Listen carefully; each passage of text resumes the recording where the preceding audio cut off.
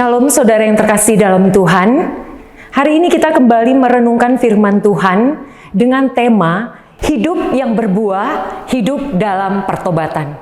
Saudara yang terkasih dalam Tuhan, seringkali ketika kita mendengar kata pertobatan, kita langsung membayangkan suasana emosional di mana seseorang itu menyesali dosanya, menangis, atau merasa bersalah. Tetapi Alkitab mengingatkan bahwa pertobatan sejati lebih dari sekedar perasaan. Nah, Yohanes Pembaptis di dalam Matius pasal 3 ayat 8 menuliskan demikian. Jadi hasilkanlah buah yang sesuai dengan pertobatan. Artinya pertobatan sejati harus terlihat dalam perubahan hidup.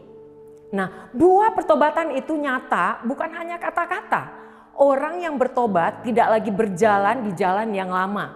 Kalau sebelumnya hidup penuh kebohongan, kini hidup dalam kejujuran.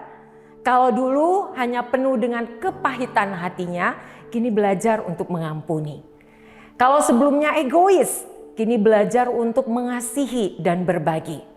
Nah, Paulus menegaskan hal yang sama ketika ia bersaksi di hadapan Raja Agripa. Dia menuliskan demikian, supaya mereka bertobat dan berbalik kepada Allah serta melakukan pekerjaan-pekerjaan yang sesuai dengan pertobatan itu.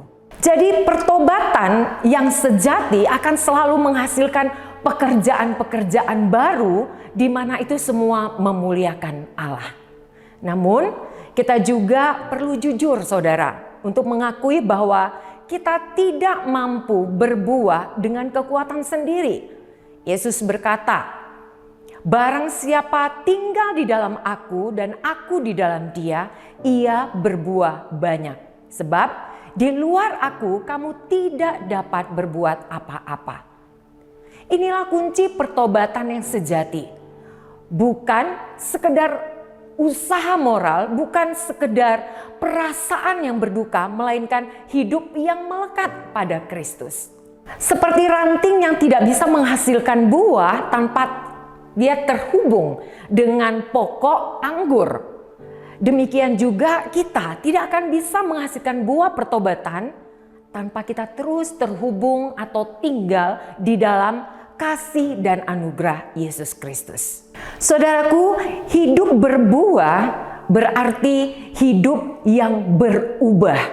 Pertobatan itu bukan hanya peristiwa sekali terjadi, melainkan proses seumur hidup di mana kita setiap hari belajar terus dan belajar meninggalkan dosa dan semakin serupa dengan Kristus.